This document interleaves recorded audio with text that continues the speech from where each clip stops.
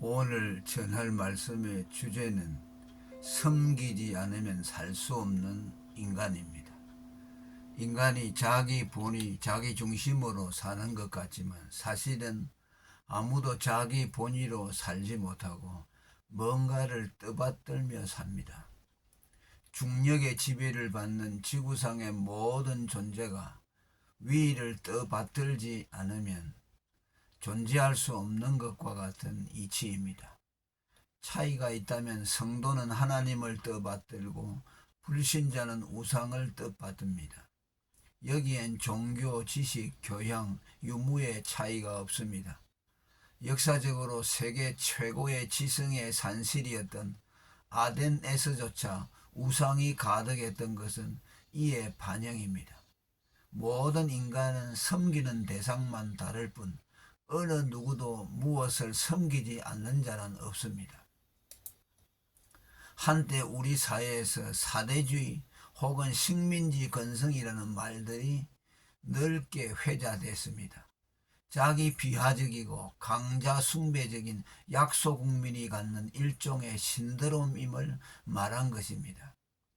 유사하게 모든 인류가 가진 공통적인 신드롬이 또 하나 있습니다. 뭔가를 섬기지 않고선 못 배기는 소위 피조물 근성입니다. 구원받은 그리스도인들은 하나님을 섬기고 하나님을 향해 죽은 죄인들은 피조물을 숭배하는 속성입니다. 그리스도인들이 하나님을 섬기지 않고는 못 살듯이 죄인들의 피조물 근성 역시 섬기는 대상을 두지 않고는 못 배깁니다. 그들은 동시에 여러 우상들을 두기도 하고 혹은 끊임없이 새로운 우상들을 들여오기도 합니다. 그들에게는 우상 없이 존속하는 때란 없습니다. 깨끗이 소재된 빈집에 더 악한 귀신 7이 들어와 분탕질하는 예수님의 가르침은 숭배를 멈추지 않는 죄인의 피조물 근성을 잘 드러냅니다. 그러나 정작 그들에게 당신은 하나님을 섬겨야 한다고 말하면 마치 자기는 이제까지 전혀 아무것도 섬겨오지 않았던 것처럼 왜 내가 하나님을 섬겨야 해? 나는 아무것도 섬기지 않는다고 말합니다. 이는 자신에 대한 무지의 소치이든지 아니면 스스로를 속이는 것이든지 둘 중에 하나입니다. 사도 바울 역시 죄인의 피조물 근성에 대해 말하면서 하나님 섬김은 인간이 아무것도 안 섬기다가 비로소 뭔가를 섬기기 시작했다는 것이 아니라 과거 섬겨왔던 우상을 버리고 하나님께로 돌아온 것이라고 데살로니가전서 1장 9절에 말합니다. 너희가 어떻게 우상을 버리고 하나님께로 돌아와서 사시고 참되신 하나님을 섬기며 라고 했습니다. 그리고 이것은 단지 우상에서 하나님에게로의 수평 이동이 아니라 죄로 하나님을 향해 죽었던 자가 중생하여 하나님께로 돌이킨 수직 이동 사건입니다. 이러한 죄된 인간의 피조물 근성은 정반대에 하나님이 되리는 도발로도 나타납니다.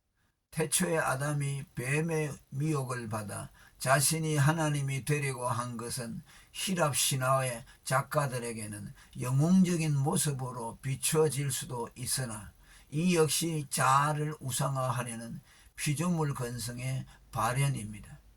이들은 밖으로부터 우상을 들여오지 않고 자기 내면의 자아라는 우상을 선택한 것뿐입니다. 인간이 하나님이 될 수 없으면 하나님은 되심으로서가 아니라 영원히 계심으로 존재하시기 때문입니다. 됨, to be로서는 존재한 자가 스스로 계시는 that I am 하나님이 되려고 하는 것은 불가능한 일을 도모하는 약한 악한 피조물 근성의 발현입니다. 하나님 한 분을 섬기는 효율성, 인간의 죄된 피조물 근성은 수많은 피조물들을 섬기는 모습으로 나타납니다. 모든 것을 숭배 대상으로 삼음으로 자신을 맨 아래에 두는 소위 1인 지상 만인 지하 된 죄, 곧 피조물 근성의 발현입니다. 그들은 자신들과 관계하는 모든 것들, 예컨대 종교, 돈, 학문, 쾌락, 명예, 권세, 심지어 사람까지 모조리 우상화합니다. 반면에 1인지하 만인지상회로 등극한 사람들이 있습니다. 즉 하나님 한 분만을 자기 위에 모셔 섬김으로 다른 모든 우상에게서 벗어나는 이들입니다. 둘 중 당연히 후자가 더 효율적입니다. 수많은 것들을 우상으로 존치시키는 전자는 그 많은 우상들을 섬기려면 그만큼 많은 수고와 대가가 지불돼야 하기 때문입니다. 반면에 후자는 1인지하 곧 하나님 한 분만 주인으로 모심으로 다른 많은 것들을 섬기는 수고에서 해방을 받습니다. 역사적으로 항상 약소국이었던 우리나라는 주변의 강대국들과 부마국, 형제국의 관계를 맺고 그들에게 조공을 바치면 그들이 다른 침략자들의 지배로부터 우리를 보호해 주었던 뼈아픈 역사를 갖고 있습니다. 이런 역사적 경험에 빗대는 것이 지나치게 실용주의적인 접근으로 보일지 모르나 성도들이 그리스도의 피공로로 중생하여 하나님을 섬기면 많은 우상들을 섬기는 수고로부터 해방을 받습니다. 이처럼 구원은 하나님의 백성들로 하여금 많은 우상을 섬기는 수고에서 건짐을 받게 해줄 뿐더러 또한 그들로 하여금 다시는 우상 치하로 돌아가지 않도록 격려합니다. 엘리야 때 바알에게 무릎 꿇지 아니한 7,000명, 느부갓네살 왕의 신상에 절하지 아니한 다니엘의 세 친구, 그리고 한국 교회의 신사참배 그분은 그 신뢰들입니다. 그러나 성경과 기독교 역사를 보면 이런 이들만 있었던 것이 아니고 하나님과 우상을 겸하여 섬기는 배교들도 늘상 있어 왔습니다. 여호수아가 이스라엘 백성들을 향해 언제까지 우상과 하나님 사이를 왕래할 것인가? 이제 그만 섬길 자를 택하라 라고 결단을 촉구한 것도 그런 경향의 일단입니다. 우상 숭배는 하나님의 진노를 격발시킨 대죄요 하나님의 질투를 촉발하는 영적 간음이었으나 하나님의 백성들이 가장 빈번하게 빠지는 죄였습니다.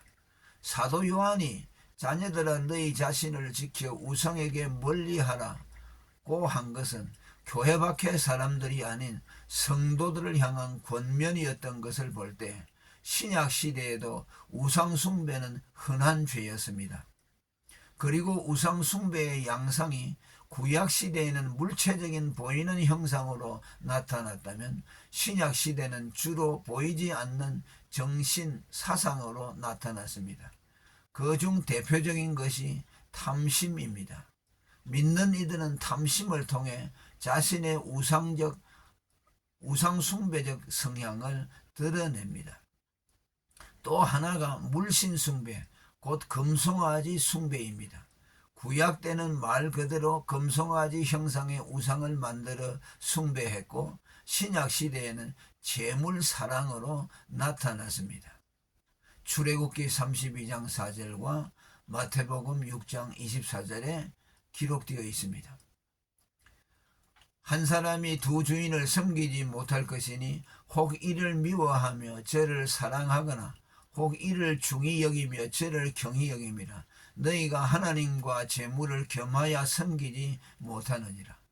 그리고 하나님만을 숭배해야 하는 성도가 세상을 사랑하는 영적 간음도 하나님과 원수되게 하는 일종의 우상 숭배입니다.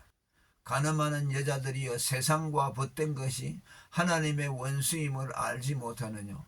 그런즉 누구든지 세상과 벗이 되고자 하는 자는 스스로 하나님과 원수되게 하는 것이니라. 야고보 4장 4절.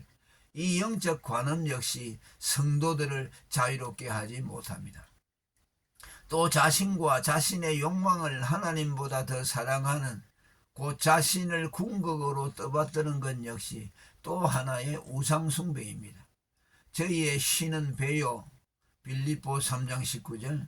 이 같은 자들은 우리 주 그리스도를 섬기지 아니하고 다만 자기의 배만 섬기나니. 로마서 16장 18절.